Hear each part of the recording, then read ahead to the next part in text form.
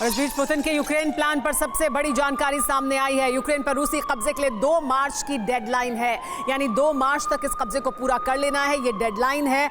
अल जजीरा से बोले हैं रूस के पूर्व डेप्यूटी विदेश मंत्री। युद्ध के अगले 48 घंटे बेहद अहम है, ये कहा है रूस के पूर्व मंत्री ने। पुतिन ने 2 मार्च तक मिशन पूरा करने का ऑर्डर दिया था, यानी 2 मार्च को हर हाल में इस मिशन को पूरा कर लेना है। बड़ा सवाल कि क्या ये हो पाएगा।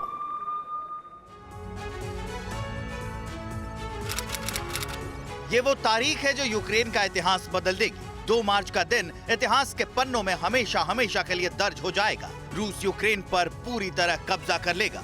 ठीक सुना आपने, 2 मार्च को यानी अब से 48 घंटे बाद ठीक वैसा ही होगा जिसका दावा दुनिया भर के राजनीतिक पंडित कर रहे हैं। दावा है कि 2 मार्च को रूस यूक्रेन पर पूरी तरह से कब्जा जमा लेगा।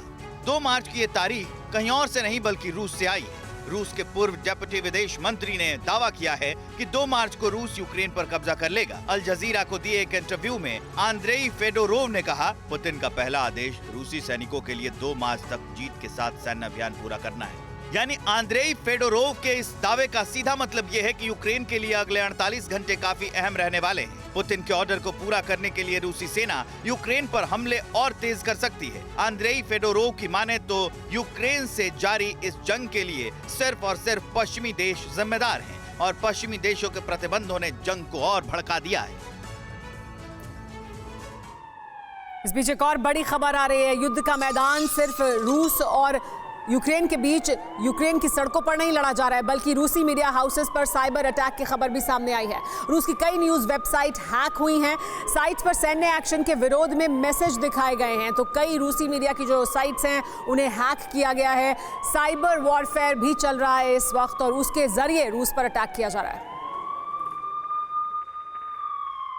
हर गुजरते पल के साथ यूक्रेन पर रूसी हमले और तेज हो रहे हैं। हर गुजरते पल के साथ यूक्रेन में तबाही के निशान और गहरे होते जा रहे हैं। अनुमान से ज्यादा लंबी खिंचती लड़ाई और यूक्रेन को पश्चिम से मिल रही मदद से भड़के रूस ने पश्चिम के देशों को एक बार फिर धमकी दी है। रूस के राष्ट्रपति पुतिन के प्रेस सेक्रेटरी ने साफ कहा है कि यूक्रेन को मिल रही हथियारों और गोला बारूद की पश्चिमी मदद से हालात और बिगड़ेंगे। इसके खतरनाक नतीजे लंबे समय तक नजर आते रहेंगे। अमेरिका और पश्चिम के देश जिन पाबंदियों को आर्थिक तौर पर रूस की कमर तोड़ने वाला मान रहे हैं, रूस जुबानी तौर पर ही सही लेकिन इन पाबंदियों को भी अंगूठा दिखा रहा है। पुतिन के प्रेस सचिव ने कहा कि रूस ने तो इस तरह के हालात से निपटने की तैयारी पहले ही कर ली थी। दरअसल रूस के दिल में कीव कांटे की तरह चुभ रहा है। यूक्रेन को नाटो के देशों से मिल रही पैसों और हथियारों की मदद इस चुभन को और बढ़ा रही है। अब रूस को राहत तभी मिलेगी जब कीव कब्जे में आएगा, लेकिन युद्ध के मैदान के मौजूदा हालात बता रहे हैं कि इसके लिए उसे और इंतजार करना पड़ेगा। परवाह देश की, सोमवार से शुक्रवार रात 10 बजे TV9 भारतवर्ष पर।